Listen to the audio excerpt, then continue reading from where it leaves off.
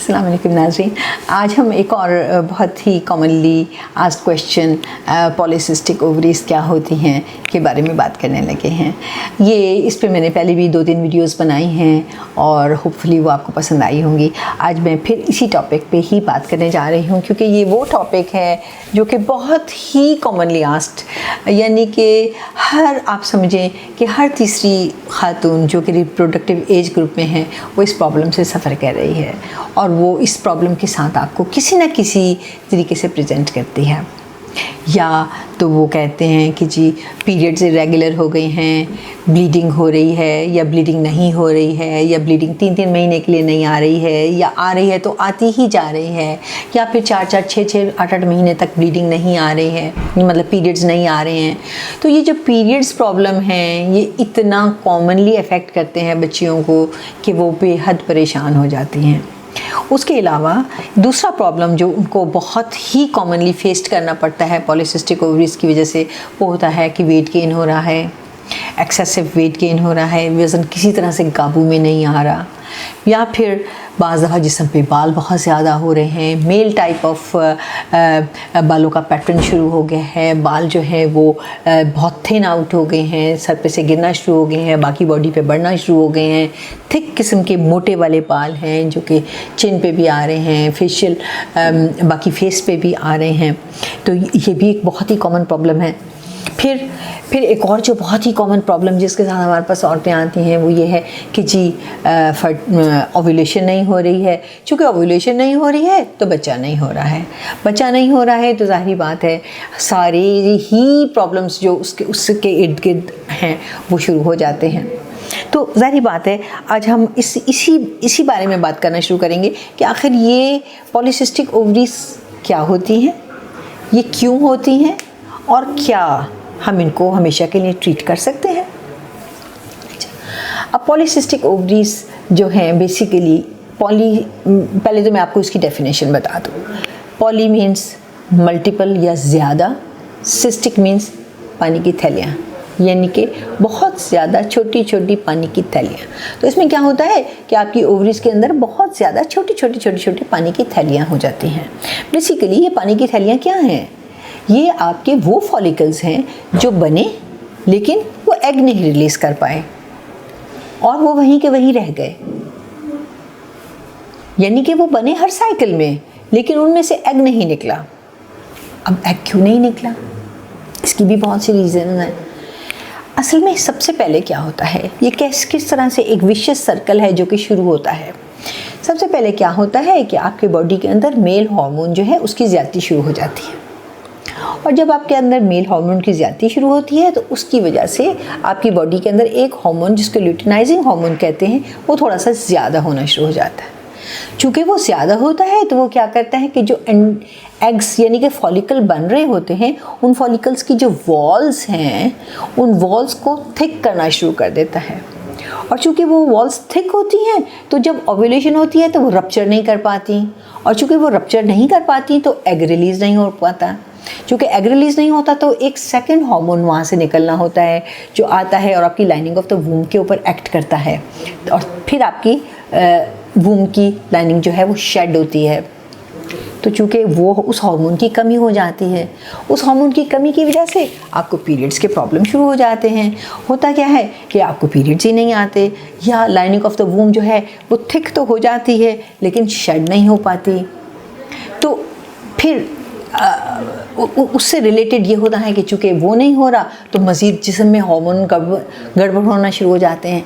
तो चूँकि ओव्यूलेशन नहीं होती तो क्या होता है कि जिस्म में एक और हार्मोन रिलीज़ होता है, वो जाके आपके फ़ैट में डिपॉजिट होना शुरू हो जाता है, और वो आपके फ़ैट के अंदर से फिर वो निकलता है और आपके ओवरीज़ के ऊपर आगे एक्ट करता है और आपकी फिर वही फॉलिकल नहीं बनना शुरू होता। तो ये बहरहाल एक विशियस सर्कल है। ये विशियस सर्कल हमने बंद करना होता है, हमने इस विशियस सर्कल को किसी तरीके से तोड़ना है ताकि जो है ये हार्मोन्स जो एक दूसरे के ऊपर डिपेंडेंट हो गए हैं और वो एक दूसरे को बढ़ा रहा है, और जो बढ़ रहा है वो दूसरे को मतलब दूसरे पे एक्ट कर रहा है। यानी कि ओव्यूलेशन नहीं हुई तो मेल हार्मोन ज़्यादा हो गया, मेल हार्मोन ज़्यादा है तो ओव्यूलेशन नहीं हो रही।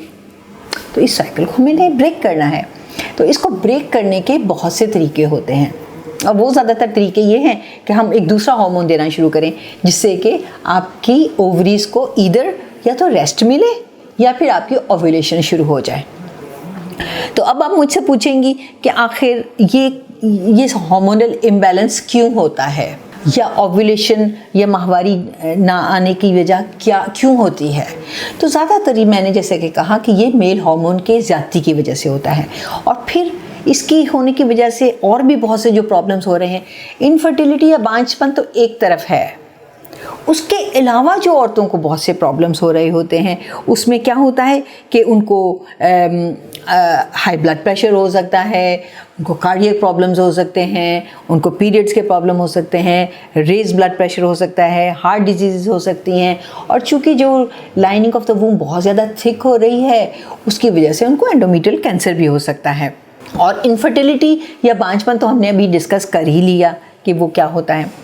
अच्छा, अब आप इसको कहेंगे कि हम इसको ट्रीट कैसे करें। सबसे पहले द मोस्ट इम्पॉर्टेंट थिंग, अपना लाइफस्टाइल चेंज करें, ठीक है। अपनी लाइफ में स्ट्रेस को ख़त्म करें। स्ट्रेस वो चीज़ है जो कि सारा हार्मोनल बैलेंस करती है, इम्बैलेंस करती है, उसको ख़त्म करें।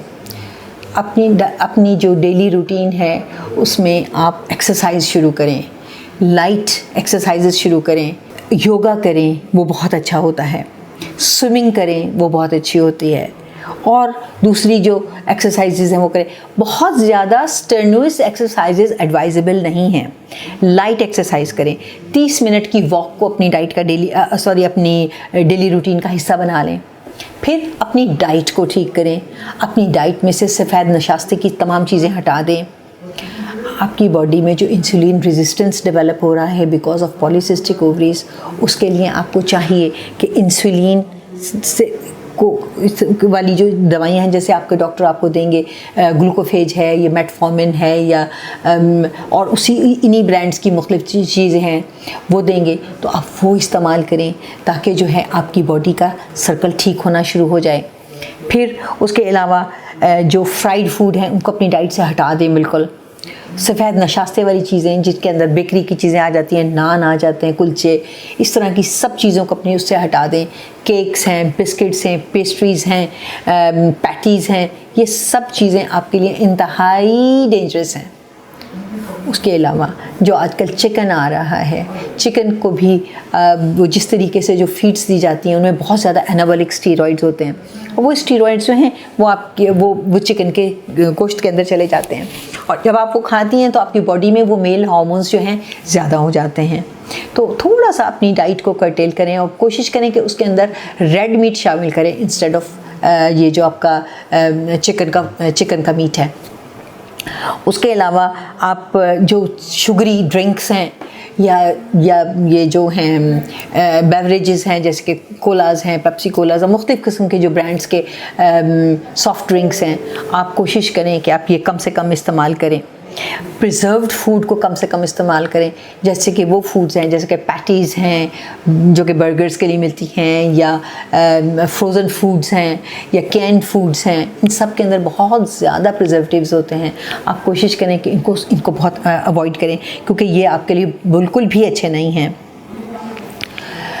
ये सब तो वो चीज़ें हैं। उसके अलावा अगर आप अपनी डाइट में वो चीज़ें बढ़ा देंगी जिससे आपकी सेल्स को जो डैमेज हो रहा है, यानी कि जो एंटीऑक्सीडेंट्स हैं, वो जो इंजरी आपकी बॉडी के अंदर हो रही है, वो आपके एंटीऑक्सीडेंट्स आपकी बॉडी की इंजरीज़ को ठीक करने के लिए इस्तेमाल होते हैं।